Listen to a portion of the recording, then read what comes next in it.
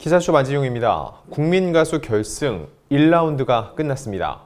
어찌 보면은 조금은 예견된 결과, 또 한켠으로는 굉장히 놀라운 결과가 나왔습니다. 일단 저희 올드스타의 예견 100% 확률이 깨졌습니다. 탑 7을 꼽았었잖아요. 탑 7으로 갈 것이다. 근데 그건 맞았어요. 결국은 3명을 출연했죠. 그런데 그 7명 중에 1명이 탈락을 하고 저희가 예상하지 않았던 1인이 포함이 됐습니다. 이미 아시는 분들은 아실 텐데요. 과연 왜 이런 결과가 나오게 됐는지 제가 면밀하게 분석을 했습니다. 자, 그럼 지금부터 시작하겠습니다.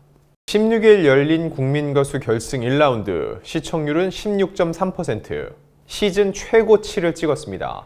레전드 미션이었죠. 백지영, 김범수, 바이브 윤민수, 부활 김태원의 노래를 한 곡 골라서 그들 앞에서 직접 부르는 미션이었습니다. 점수 배점은 마스터 점수 900점, 그리고 현장에 있는 관객 투표 점수 300점, 마지막으로 시청자 문자 투표 1300점, 총점 2500점 만점이었습니다. 자, 지금부터는 빠르게 그들이 부른 노래와 어떠한 평가를 받았는지 핵심적인 것만 콕콕 집어서 말씀을 드리겠습니다. 먼저 기호 0번 김영음, 김범수의 피우든 마시든을 불렀는데 기존에 너무 정적이었죠. 그런데 김영음이 이번에 춤도 췄어요. 그래서 박선주가 이게 웬일이야 라고 얘기를 했습니다. 이 노래의 원곡자인 김범수는요, 발음도 적당히 구기고 연주를 뚫고 나오는 목소리가 선명히 들렸다. 새로운 가능성을 보여준 무대였다고 평했고요. 최고점 100점, 최저점 80점을 받았습니다. 다음 등장한 기호 1번, 국민가수의 유일한 락커인 손진우. 부활의 마술사를 불렀거든요. 이 노래는 김태원이 작사, 작곡을 했는데 원래 가창을 했던 박완규, 천년의 사랑의 박완규도 지금 이 노래가 안 돼 라고 할 정도로 굉장한 고음인데 듣고 보니까 손진욱은 정말 편안하게 이 고음을 다 소화를 해냈어요. 김태원은 진짜 열심히 하네 라고 인정을 해줬고 최고점 100점, 최저점 90점이었습니다. 다음 기호 2번 조연호, 별명은 조연유. 연유처럼 달달한 보이스란 뜻이죠. 8위였습니다. 준결승에서 7명까지만 진출할 수 있으니까는 탈락권이죠. 그래서 정말 한 명만 제끼면 돼 라는 마음으로 노래 불렀는데 백지영의 사랑했던 날들을 불렀어요. 노래 자체가 진짜 어려워서 이석훈이 와, 끝까지 간 거야 라고 얘기했고, 원곡자인 백지영의 평은요, 스트레이트 직진으로 불렀다. 남자가 부르기 힘든 노래인데 더 잘 부르는 남자가 없다고 생각한다고 극찬을 했고 최고점 역시 100점, 최저점은 85점이었습니다. 다음 기호 3번, 극복기를 보여준 박장현.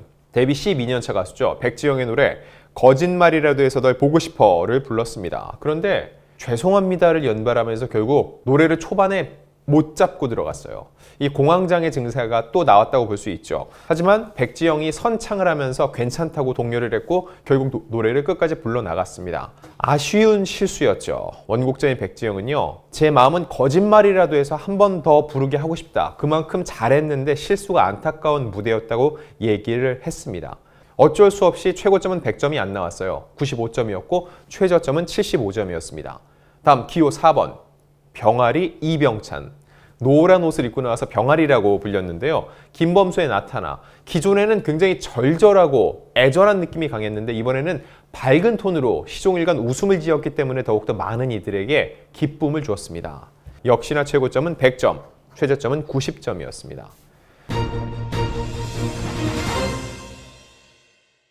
다음, 김동현, 기호 5번이죠. 김범수를 잇는 비주얼 가수로 우뚝 서고 싶다라고 얘기를 했는데 김범수의 노래 오직 너만을 불렀습니다. 기존에는 굉장히 노래를 절절하게 불렀다면 이번에는 비교적 담담하게 불렀어요. 친누나의 결혼식 축가로 불러달라고 했던 곡이라고 했는데 김범수는 내 노래를 뺏겼다. 나보다 더 잘 불렀다는 얘기예요. 그럼에도 불구하고 기분이 나쁘지 않았다. 너무 벌건대낮에 대놓고 가져가는데 기분이 나쁘지 않아서 와, 내 노래 잘 불러줄 때 이런 기분이야 라고선 극찬을 아끼지 않았습니다. 역시 최고점 100점, 최저점 97점이었습니다. 다음 기호 6번 박창근. 기타를 들고 나왔어요. 그리고 역시나 기타에 어울리는 기타 치는 김태원의 노래죠. 다시 사랑한다면. 원래는 여성 로커 도원경이 불렀던 노래인데 기존에는 포크가 굉장히 강했는데 이번에는 포크를 좀 내려놓고 락에 도전을 했습니다. 김태원, 사실 감정 표현을 많이 안 보이는 심사위원인데 박창근이 노래를 하고 있는데 빙긋이 웃더라고요. 이게 어떤 뜻이었겠어요? 김태원 씨는 이렇게 얘기를 합니다. 숨 차오른다. 이 숨이 차오른 그 감동을, 그 감정을 그대로 갖고 노래를 불렀다는 얘기고, 감동과 전율이었다. 폴 맥카트니, 비틀즈입니다. 폴 맥카트니 되는 거죠 라고 칭찬을 아끼지 않았어요. 역시 최고점 100점, 최저점 95점이었습니다. 다음 7번 김희석, 막내죠. 대학 브라인. 윤민수의 수리야. 사실 원곡의 느낌은요, 수리야는 진짜 술 한 잔 걸치고 취한 상태에서 푹 처진 것처럼 불러야 되는데, 반면 김희석의 수리야는 좀 밋밋했습니다. 윤민수 씨가 이런 얘기를 합니다. 홍대 3번 출구 갔다는 앞서서 평이 있었는데 정신은 차렸어야 되지 않나. 가사만 잘 들렸어도 좋았을 텐데 이게 경연에서 너무 많은 걸 보여주려고 하다 보니까 오히려 too much, 과해졌다는 평을 보여줬습니다. 결국 최고점은 100점에 못 미친 98점이었고 최저점은 80점이었습니다. 다음 기호 8번으로 나온 이솔로몬, 백지영의 사랑하네를 불렀어요. 기교가 없이 담백한 노래였죠. 이렇게 순수하게 불렀기 때문에 기존 백지영과는 굉장히 사뭇 다른 느낌으로 와 닿았던 것 같아요. 박선주 씨 이렇게 얘기를 합니다. 기술이 좋아졌다. 아마추어를 넘었다 라고 했고 최고점은 100점, 최저점은 93점이었고요. 자, 마지막 피날레 무대는 고은성이었어요. 역시나 무대 매너가 대단했죠. 백지영 씨도 얘기했어요. 무대 매너가 살벌해라고 노래 부르기 전부터 기대를 보였고요.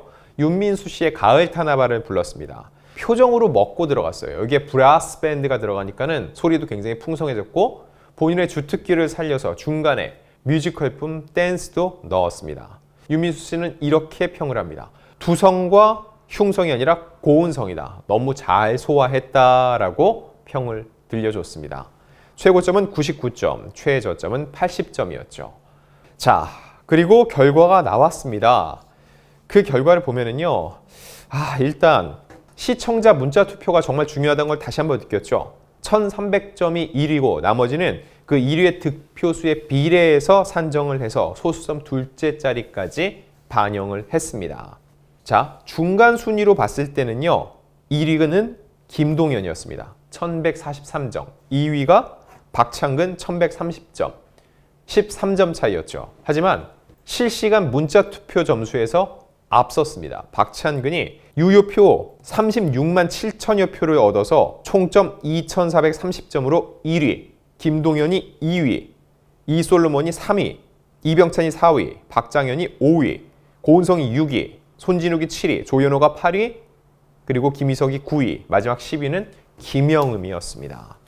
자, 지금부터는 안타깝게 다음 무대에 갈 수 없는 사람들의 얘기를 시작해 보겠습니다.